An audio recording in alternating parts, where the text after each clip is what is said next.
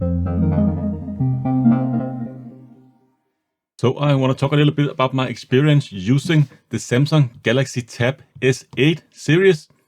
I have the small S8 11-inch and I have the S8 Ultra, and I just want to talk a little bit about my experience using the devices and also my reasoning for getting two of these tablets here. I'm not really a big tablet user, but I originally got the Tab S8 first, so the 11-inch here first, because I just wanted to replace my iPad. At that point I had an iPad Air. What is it, like 4th generation, the 10.5-inch. I got so tired of using a lightning plug for charging that specific tablet when all of my other devices is USB Type-C. So kind of got rid of that, and instead of getting an iPad Pro, I just thought it would be interesting to try a Samsung Galaxy Tab and see how far like Android tablets has really become, because it's been several years since I had a Android tablet. Before that, I've had iPads for so many years, and I also am rocking a Samsung Galaxy S22, and I also have an S22 Ultra. So I kind of wanted to try out the whole ecosystem. Plus, you can get like the Tab S8 series of tablets for a relatively good price, and also they included the keyboard cover as well, which was kind of a good deal, so I couldn't really resist. And I can see my cameras have definitely a hard time focusing on that screen, but anyway, so I had a hard time resisting trying the Samsung Galaxy Tab, and of course you also get the pen included, and overall it was just a nice bundle you got there for a pretty decent price. I also went with the 5G variant because I do like having a SIM card in my tablet whenever I am traveling, so I don't rely on using my phone as a mobile hotspot, but I kind of regret that, and I'll also talk a little bit about that in this video here. But after getting the Tab S8 and really liking this tablet here, I just couldn't shake the Tab S8 Ultra out of my head. I kind of had the idea that I wanted to replace this with my laptop. I have and still have a MacBook Air, like 1st generation MacBook Air M1, so still a pretty decent and fast laptop. And again, since you got the keyboard cover included for free, this was kind of a good deal as well. And it was much cheaper than actually going out and buying a laptop, because my girlfriend kind of needed a new laptop. So I thought maybe I could just try this one out. If I really like using it as a laptop replacement, she could just inherit my old MacBook Air, although it didn't really end up replacing my laptop, unfortunately. And I'll also talk a little bit in this video about the reasoning for not doing so. But anyways, first off, I want to talk about battery life, but that's been the biggest disappointment for me, and that's exclusively when I use a SIM card in these devices here, and that goes for both of them. For instance, you can see here, this is on the Tab S8, but like I said, it's exactly the same for both of them. If you have a SIM card in these tablets here, it seems to work more like a smartphone, so the mobile network seems to be always active on these tablets here. Even if you are on a Wi-Fi connection, it still draws a lot of power. And as you can see here, I only had 7 minutes of screen on time. I just wanted to test the standby time. And this is after 1 day and 14 hours. Pretty much spot on with these tablets here. If you have a SIM card in them, they will kind of drain within 2 days, even if you use them or if you're not using them. You can see they just have that constant battery drain. It seems to be because it's set up more like a smartphone. So the SIM will always be active. It will always be connected to the network for receiving calls and text messages and so on. I also found that often, even though I was at home and I have good Wi-Fi here at home, it would often not connect to Wi-Fi and it would just be connected to 5G. And I also tried manually set it to just connect to 4G, and I had exactly the same results, and that goes for both of them. So if you have a SIM card in these devices here, no matter what you do, they will just die within 2 days. And that is just so annoying. I'm kind of relying on having a pretty good standby time on my tablets. I don't really use them that much. And you can see here another example. This is a pretty typical use case for me.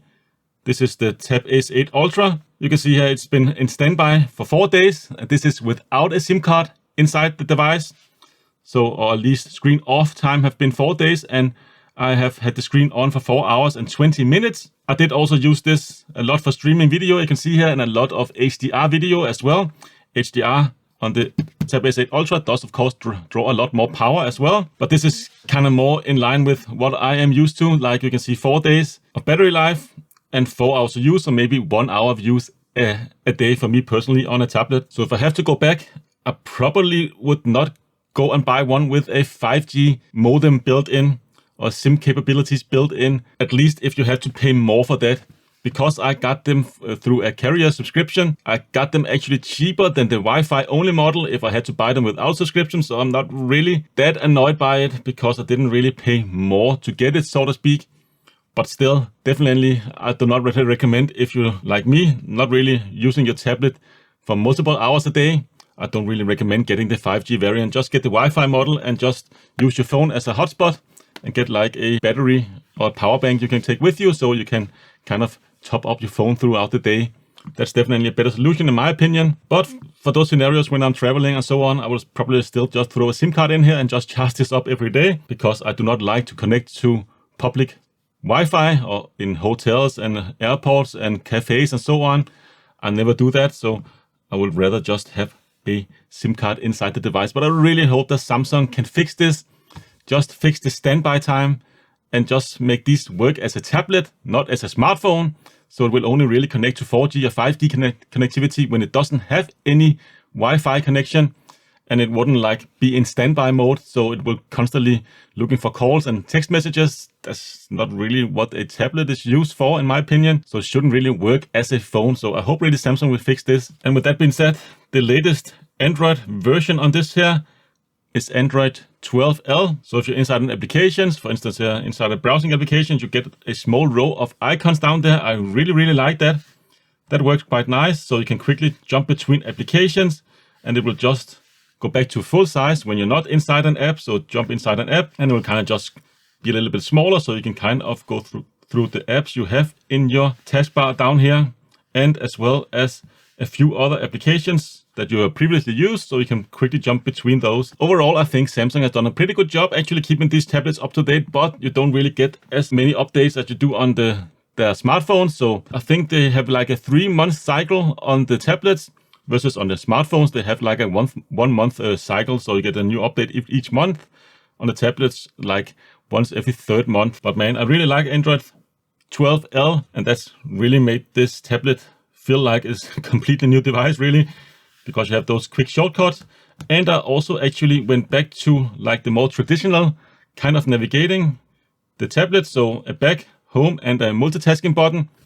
And instead, I just installed a third-party application from Samsung called One Hand Operation Plus, where you can kind of just get those swiping gestures from each side there, instead of you having to go in here in display settings and set motion gestures, where you kind of have to swipe up to go home and swipe from each side to go back to where you came from.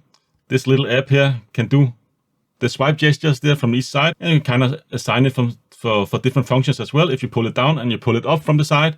But just having those back gestures there to go back is just so nice, and at the same time also having that standard layout here with the home button and back button. I find that this works better on a tablet compared to like on a smartphone, where you can kind of swipe up with your thumb.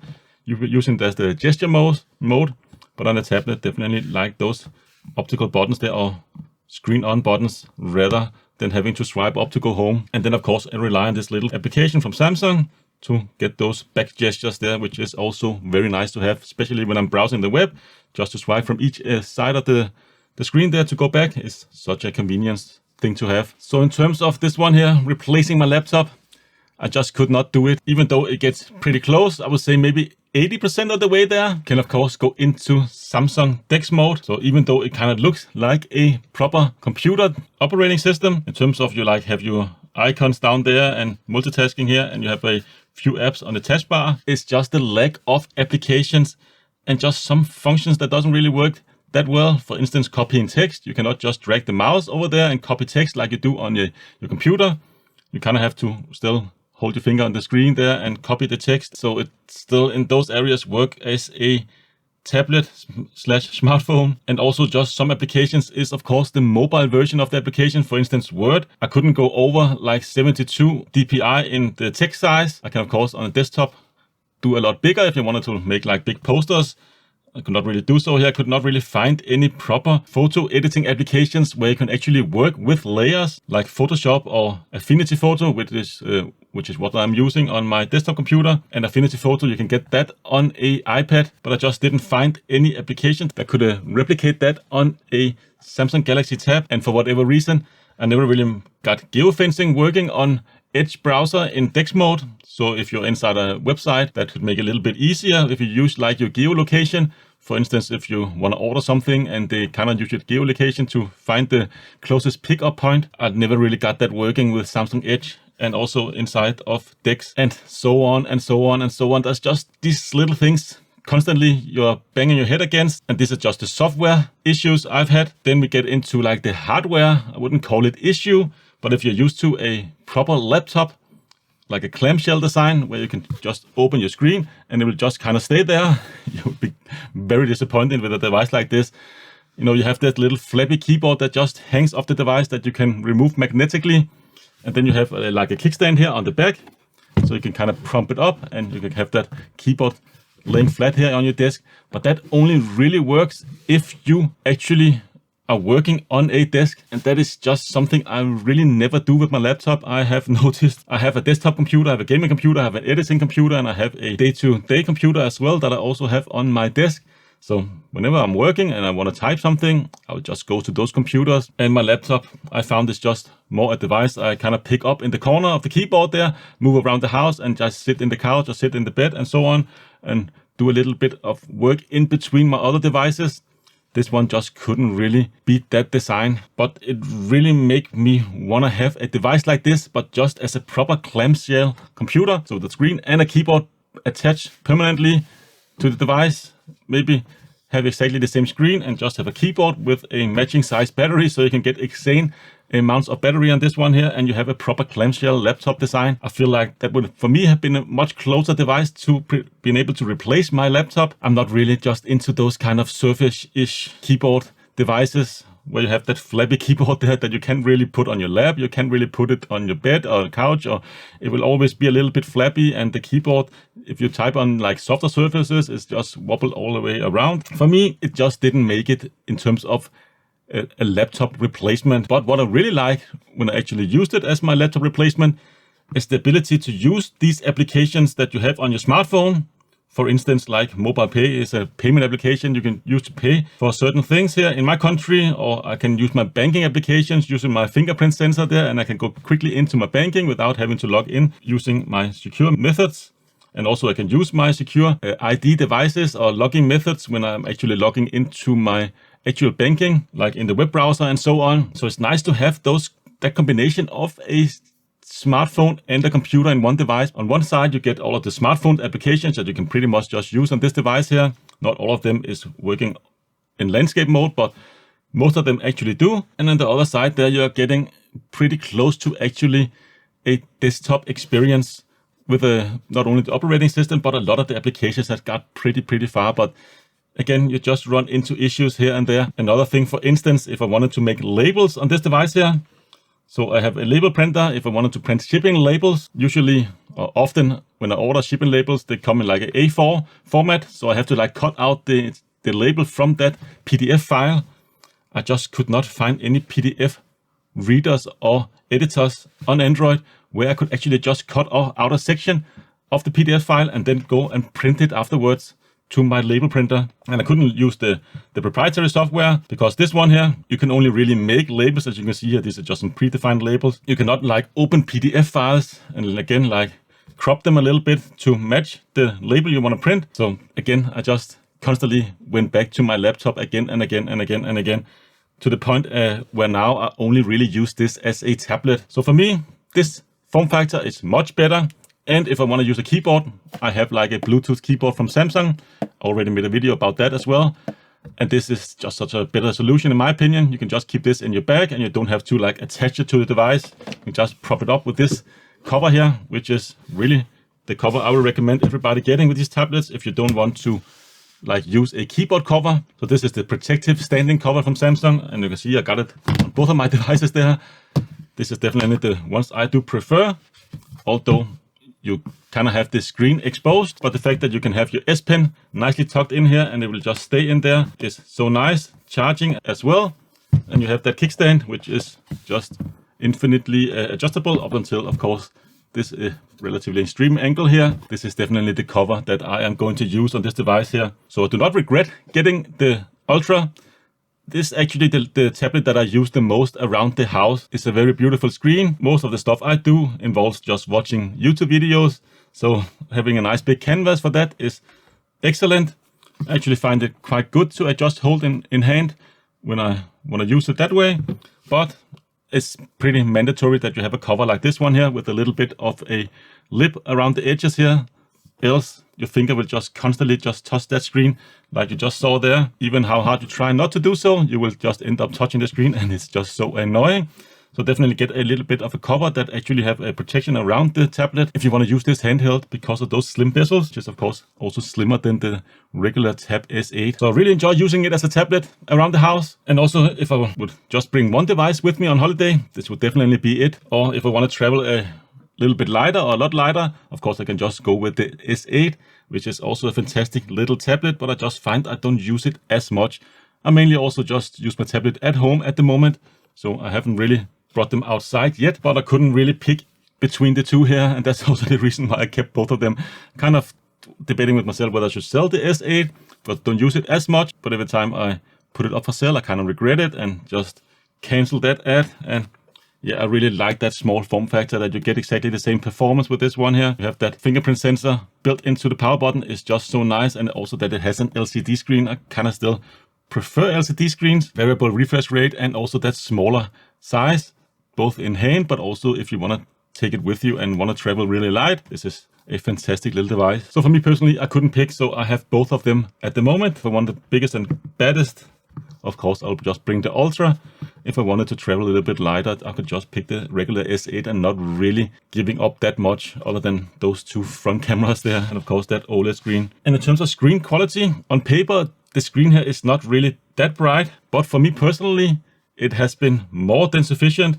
Right now, of course, I have a lot of bright light shining down towards the screen here, so it's pretty beefed up in terms of its brightness. But normally for me, just around the house, and also if I have a lot of bright light going in through the windows, I'll rarely go over 50%. And in my opinion, the biggest issue with screens on these tablets here, both of them, is still the glare that you can kind of see there. They have done pretty okay in terms of anti-glare, but it could be a lot better. A little bit better here on the Tab S8 Ultra. On the Tab S8, you can see there it's a little bit worse. So that's definitely something you notice when you're switching between the two devices. When I actually use them, I'm not really sure I notice it that much, but from time to time, I definitely do notice that I get a lot of glare from certain situations. So that's definitely the main issue I have with the screens. Other than that, I am more than happy. The PWM flicker haven't really been an issue for me on the big boy here.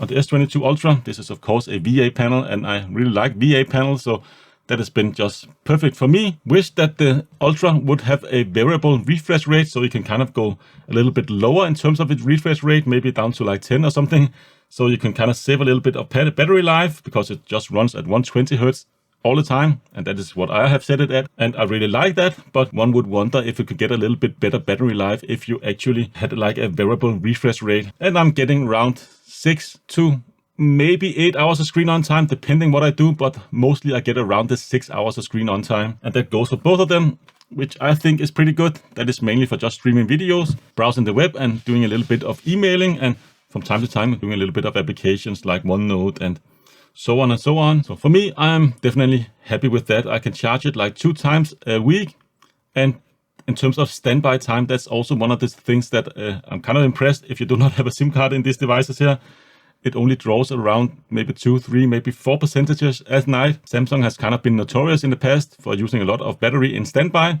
but that's not the issue with these ones here. So yeah, screen quality, very nice. And screen on time, I think, is definitely acceptable. And in terms of the S Pen, yeah, I use it from time to time, but I don't really use it to take notes or anything like that. I use it to draw up some measurements. For instance, I recently need to buy new curtains. And of course, I measured my windows and wrote everything down here. And for those scenarios, I find that this is a pretty nice tool. Instead of kind of wasting paper, I can just write on the screen, and I use OneNote and I sync it up with my phone. So I have the measurements with me when I go into IKEA or wherever I want to go to, like buy new curtains. So that is an excellent thing, or new shelves or whatever I wanted to mount at home or make at home. I just use this to draw up a quick sketch of yeah, whatever it is I need to measure. So that's pretty much the only thing I have used it for, and I find it still a nice thing to have, and I would definitely rather have it than not have it. But yeah, I'm not an artist and I don't really write that much in hand. It's not something I use that much, but with these covers here, you can just kind of swipe it in the back there, and it's pretty much out of the way, and I don't really notice it there. It doesn't get in the way. It is included for free, and it works very well. And it's the kind of technology where you do not need to have a charge inside the pen, so you can kind of write without it actually being charged. You only really need it to charge it on the back there. If you want to use the remote shutter or the button remotely, so away from the tablet, you can use it to take selfies and so on. That's the only reason you really need to put it back here for charging. For just using it on the tablet, you don't really need to have a charge on the pen. So that's also kind of nice. I like that technology compared to like other technologies where you are relying on having some kind of charge inside your pen to actually be able to draw on the display. So all in all here, 4 months later, I still really like these tablets. I'm very disappointed, like I said, that I cannot really keep a SIM card inside here without draining the battery life. So annoying. But other than that, as a laptop replacement, not all the way there. For me personally, maybe 80% of the way there. And I definitely see in the future, if we can get more people to use these tablets instead of an iPad, maybe developers will come on board and actually make more apps for the Android ecosystem. I feel like Affinity Photo would be nice for me personally, and also maybe a Office suite that is a little more towards the like desktop user interface or features. That would be nice as well. So I'm definitely going to keep these ones here. I don't really miss having an iPad other than for maybe better app support. But again, I still just keep my laptop and I just use that for everything I cannot do on these tablets here, which is still what I definitely do prefer. I'm not really sure which one I would recommend. I would probably not recommend the Ultra for everybody. In the beginning when I got it, it was definitely a very big tablet, but now it seems to be pretty normal to me in terms of tablet size. So you will of course get used to it, but it is a very big tablet, and definitely you need something, if you want to handhold it, that actually have a protection all the way around the screen. Like this case here from Samsung, it is all worth it. But if you just want to use it as a laptop replacement on your desk with that keyboard, then of course that's not an issue. It's only really when you're handholding it, it can be a little bit small, those bezels there. But other than that, screen is nice, speakers are nice, battery life is more than acceptable. Most of the apps that I use are definitely working quite okay on here. In terms of speed and performance, it's fine enough. I don't game on my tablets at all, so I can't really speak to that. But I have the base model, so 128, 8 GB of RAM, and it's been very fluid for me. Just browsing the web, watching YouTube, of course, maybe using some social apps there like Telegram. I use Outlook as my email application, and I use Edge as my main browser. And of course, I stream a lot of YouTube on there. So for me, these two here is definitely the perfect setup. So I can, of course, have a big boy there if I really wanted a big screen, and I can go really small and light if I really wanted to do so. So I recommend both of them, and I really like them, and I have been enjoying them. But retrospectively, if I could get like the Wi-Fi model cheaper than these ones here with the 5G connectivity, I would definitely go ahead and do that, because yeah, as of now, I don't think really it is worth it to have a SIM card in these devices here. But that's pretty much all I have for this video. I hope to see you again in a future one. Until then, take care.